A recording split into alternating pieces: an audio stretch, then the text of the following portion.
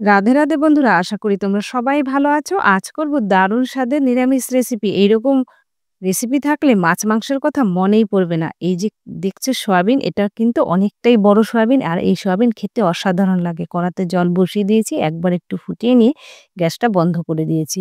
ভিজিয়ে রেখেছি আরও ২০ মিনিট মতো। ঠান্ডা হলে আমি তুলে নেব। এখানে মশলাটাও করে নিচ্ছি। ৮-১০টা কাঁচা লঙ্কা দিয়েছি, আর ১ ইঞ্চি আদা, হাফ চামচ জিরের গুঁড়ো, হাফ চামচ ধনের গুঁড়ো, একটু জল দিয়ে মিক্সিতে মশলাটা ভালো করে পেস্ট করে নিয়েছি। আর এদিকে সয়াবিনটাকেও তুলে নিলাম ভালো করে চিপে, যেন একটু জল না থাকে। আর আলুটা আমি কেটেছি একটু বড় বড় করে, মাংসের মতো করে। এভাবে সয়াবিনটাও বড় হবে আর আলুটাও যখন বড় হবে, দেখতেও ভালো লাগবে, মনে হবে একদম মাংস। আলুটাকে লবণ দিয়ে ভেজে নিয়ে নামানোর আগে হলুদ দিয়ে নামিয়ে নিয়েছি। এবার সয়াবিনটাও দিয়েছি। সয়াবিনটা ওই তেলের মধ্যে দিয়ে একটু লবণ দিয়ে হালকা হাতে ভেজে নেব। আর গ্যাসের ফ্লেমটা কিন্তু এই সময় লো টু মিডিয়ামে রাখবো, তা না হলে সয়াবিনটা পুড়ে যেতে পারে। এভাবে দেখো কত সুন্দর হয়েছে। আমি ভেজে তুলে নিলাম। এবার কড়াতে তেল দিয়ে ফোড়নে দিলাম তেজপাতা আর জিরে। ফোড়নে দিয়ে একটু নেড়েচেড়ে ভেজে নিলাম। এরপরে আমি মিক্সির যে মশলাটা দিয়ে দিলাম। দেখো কত সুন্দর পেস্ট হয়েছে। এবার মিক্সির জল, বাটি ধোয়া জলটাও দিয়ে দিলাম স্বাদমতো লবণ, হলুদ গুঁড়ো, কাশ্মীরি লঙ্কা গুঁড়ো দিয়ে একটু নেড়ে চেড়ে গ্যাসের ফ্লেমটা মিডিয়ামে রেখে পুরো কষিয়ে নেব সুন্দর করে।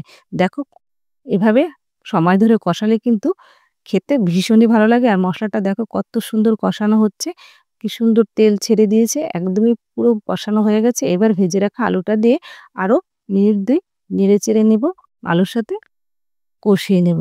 আলুটার সাথে ২ মিনিট কষানোর পর দিয়ে দিলাম সয়াবিন। সয়াবিনটা দিয়েও আরও ২ মিনিট মতো ভালো করে নেড়ে চেড়ে সয়াবিনের সাথে কষিয়ে নেব।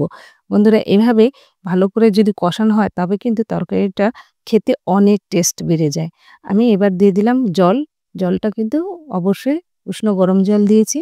দিয়ে ভালো করে আরও ১০ মিনিট ফুটিয়ে নিয়ে আমি ঝোলটা গাঢ় হলে দিয়ে দিলাম পাটায় বেটে নিয়েছিলাম গরম মসলা। গরম মসলাটা দিয়ে ভালো করে নেড়েচেড়ে মিশিয়ে নিচ্ছি।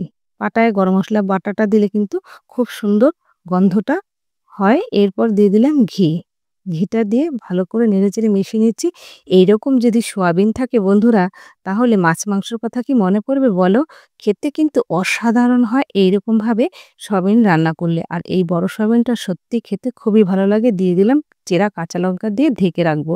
যখন সার্ভ করব তখন এটা আমি পরিবেশনের জন্য নামিয়ে নেব বাটিতে। দেখো নামিয়ে নিয়েছি। আরও ০.৫ ঘন্টা পরে কত সুন্দর হয়েছে। তোমরা দেখে বুঝতেই পারছো। তোমাদের কেমন লাগলো জানিও। আর ফেসবুক থেকে দেখলে ফলো দিও, ইউটিউব থেকে দেখলে সাবস্ক্রাইব করার অনুরোধ রইল।